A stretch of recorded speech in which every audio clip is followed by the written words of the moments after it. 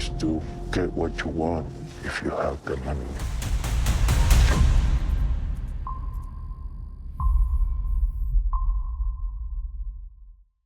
Hi, Jeff. How are you? Hi, Mariana. So good to talk to you again. Thank you for joining me to talk about season 3 of Trafficked. What an incredible series. Congratulations. Thank you so much for having me. There's so many incredible topics you discuss in your series, and gun control is always a hot debate in America. And now with the advent of ghost guns, they're untraceable, they can be bought online, and now assembled at home? That's correct. I've been covering sort of gun issues here in America for many years now. And this, I have contacts in the world of gun smuggling and gun trafficking. And I started hearing from people saying, look, it's gotten easier than ever. And there's all these gang members and all sorts of people, organized crime groups in America, building, assembling, selling, using these ghost guns that are so easy to make and assemble. And so I knew that it was a story that I had to do. And then finding out that they're actually being found more and more in crime scenes across the country.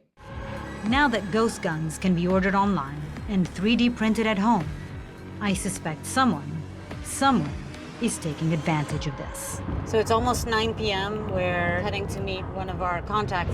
He's an American, lives here in LA, but is part of a Mexican cartel. His group has been dealing more and more in ghost guns. Apparently they're receiving some sort of shipment tonight. So he's allowed us to come and talk to him and possibly film part of his operation. This is your upper, this is your lower. These metal parts right here are gonna slide in on the back. Here you go, you're ready to go. So all of the parts in this gun were ordered from online websites, completely Correct. Legal. Correct. Everything you get is all legal. Anybody can get it. I've seen a lot of things in my career, but this is a first. Watching 2 gang members assemble an arsenal by simply ordering the parts online, grabbing a few tools, and following the instructions. So this is a completely untraceable gun. If you find this on the streets, there's no way that somebody's going to find out where it came from. Exactly. So that's why we call them ghosts. Because they're untraceable. Yeah, so it's a win-win for everybody. Well, maybe not everybody, but Tiny and Flaco are members of the Sureños, a violent Latin American street gang whose stronghold is in Southern California. To arm their gang, they used to have to buy guns from private sellers or straight up steal them. But none of the guns I'm looking at tonight are stolen. How often are you selling guns? Every day. And as quick as we build them, is as quick as they go out the door. And so now what happens to these guns? They go to the buyer that's on his way. Oh, there's a buyer on his way right now?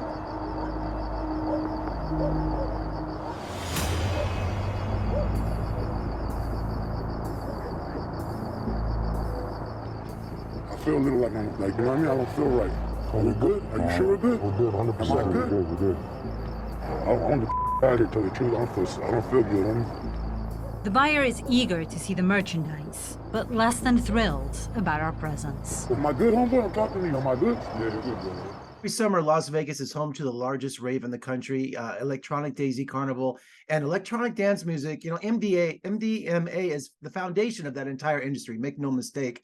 But now it's easy to order online, and kids are buying it?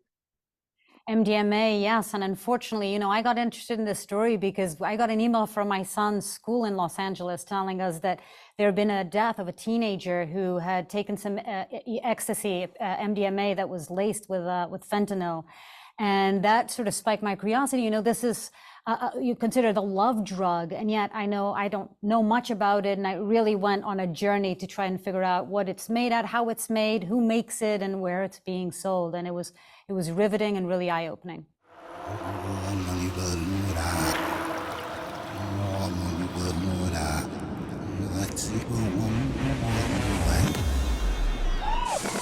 Before the assassinations, before the hitmen, the firebombings, the torture chamber, and the underground pills, there was this email from my son's middle school, warning parents about ecstasy pills that kids had ordered online, in a transaction that had seemed all too easy. I've done stories about most illegal drugs, but I hadn't paid much attention to MDMA. It was a party drug and had seemed too soft or too tame to warrant that kind of deep dive. At least until I came to understand the forces lurking beneath the surface.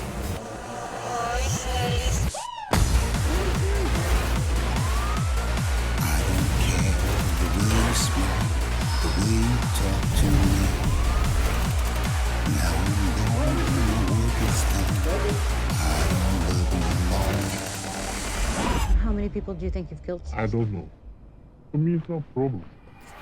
I don't understand drug dealers killing their customers. I mean, I think that's just one of the strangest things I've ever heard. But I just, it's shocking, isn't it? It is, you really have to be careful with drugs these days. It's in cocaine, it's in MDMA, it's being found in all these other drugs. I've reported extensively on the opiate crisis as well. One of the episodes we did was about fentanyl as well. And it's just a really scary world out there when it comes to drugs right now. And organ harvesting and selling, it isn't an urban legend, isn't it? It's happening. It's interesting. When we started reporting on this story, I wasn't sure. I knew that it was something that we'd hear a lot of rumors about, but then it turns out that it is actually happening. Whenever there's a need and a demand for something, when you think that 17 Americans die every year while waiting for an organ that they cannot get, then there's a clear demand there. And unfortunately, when there's that demand, it usually goes to the exploitation of people that need the money. And that's the industry that we found. Fight Club's it's a cult classic movie with Brad Pitt, but they exist, don't they? Fight clubs do exist. That was a fascinating episode. We traveled all around the world, from Thailand to Florida and Detroit and all sorts of places here in the US as well, where we gained really rare access into these illegal underground fight clubs. And I love MMA and mixed martial arts. And for me, it was, a really interesting one, a fascinating subject to tackle. And not only are subjects incredible in this series, but you've been in so many tense situations. This season is no different. People wearing masks to hide their identity. And in these interviews take place like industrial areas at midnight. And when this show keeps you on edge, doesn't it? It does, and it's the reality. It's what's happening. When we're in the backyard of a guy's house in downtown or close to downtown Los Angeles, and they're assembling guns. This is like 10, 15 minutes from my house, and they're assembling these ghost guns right there. And then we have a buyer that comes and purchases one of those guns, and he's getting really mad that we're filming it, even though we told him that we were going to be filming, but he wasn't happy. And then it turns out that he purchased this gun and used it that night, and he was arrested that night. So it leads to a lot of tense moments where things are unpredictable and you never know where it goes. But, we take all the safety precautions and we make sure that we're safe as much as possible. And finally today, I'm surprised how often your subjects want to speak with you. They admit they're human. They want to tell their stories. It's almost like they're confessing to what's happening. It is. It takes a long time. I'd say that it's a yes for every 100. Every 100 no's, there's a yes. So people think it looks like it's easy because we end up only showing the ones that say yes. But it's months and months, sometimes even years of waiting around and knocking on doors and trying to get somebody to talk to us. So it's hard work, but at the end of the day, I think people talk to us because we give them a chance with a mask to sort of boast about what they do. But most importantly, I think we give people a chance to be understood. These are people who know they're considered the bad guys, and we approach them with no judgment, but with empathy and trying to really understand, because if we don't understand the motivations, we will never be able to stop these black markets from existing. Well, Mariana, Trafficked Season 3 on NatGeo and Hulu. You are just what journalism is all about. I'm so proud of you. Thank you so much for joining me today, and let's talk again soon. It was my pleasure. Thank you for having me.